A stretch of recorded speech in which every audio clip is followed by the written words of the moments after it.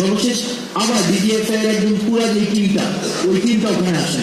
ওই দিন হচ্ছে যেদিন আমরা পদ্মাতে যাই, তারপর আমাদের কথা হচ্ছে আমরা সেখানে যাবো, কিন্তু মিটিং করবো না, আমাদের যে দাবিগুলো আমরা সেই দাবিগুলো দিয়ে আসবো। সেখানে সার্ভিস আমাকে বলে যে দেখো ওনারা যেহেতু বলছেন মিডিয়া সেখানে আসবে, সুতরাং আমরা অন্তত মিডিয়ার সামনে আমাদের যেই বর্তমান পরিস্থিতি সেটা আমরা উপস্থাপন করতে পারবো। ওনারা যদি মেরে ফেলবে, কিন্তু আমরা ওখানে উল্টা স্ট্যান্ড নিব। তখন আমরা ওই সিদ্ধান্ত নিয়ে আমরা পদ্মাতে যাই, কিন্তু আমরা একটা মিনিটের জন্য double million offer Walton fridge কিনে পেতে পারেন 20 লক্ষ টাকা, রয়েছে কোটি কোটি টাকার নিশ্চিত উপহার। সেটাকে ডিজিএফআই নিজে কেটে দিয়েছে। এবং আমাদেরকে যখন আমরা আসছি নিচে আসার পর আমরা দেখলাম মিডিয়া এখানে যারা যারা আছে এই ক্যামেরাগুলো লোক সব মিডিয়া, তাদেরকে আমরা সেদিন সেখানে দেখেছিলাম। এবং আমরা সেখানে আমাদের সাথে যা হয়েছিল আমরা স্পষ্টভাবে সেই ঘটনাগুলো বলেছিলাম।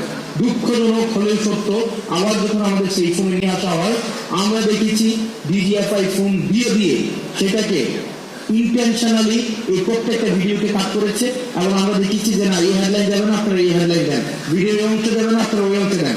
এবং নগ্নভাবে দেখেছি তৎকালীন মিডিয়ারা তারা যে প্রেসক্রিপশন দিয়েছে ওই প্রেসক্রিপশন অনুযায়ী হচ্ছে ভিডিও প্রচার করেছে, ওই প্রেসক্রিপশন অনুযায়ী হচ্ছে বক্তব্য প্রচার করেছে।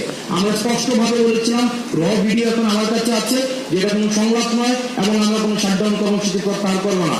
কোনো শহীদের রক্তের সাথে মারিয়ে এসে আমরা কোনো সংলাপ করতে পারি না। কোনো বক্তব্য সেদিন আমাদের প্রচার করা হয় নাই। এখানে সবগুলো মিডিয়া যারা যারা আছেন সবগুলো মিডিয়া সেদিন পর্দার সামনে ছিল। এখানে সবগুলো মিডিয়া সেদিন পর্দার সামনে ছিল, সবগুলো মিডিয়া। হয়তো আপনারা ছিলেন না, কিন্তু আপনাদের হাউসের অন্যরা হয়তো বিট করতে এসেছিলেন, সবাই ছিলেন। কিন্তু সেদিন কিন্তু আমাদের বক্তব্য প্রচার করা হয় নাই, আমাদেরকে ন্যাশনালি ভিলেন বানানোর এখানে অপচেষ্টা করা হয়েছে।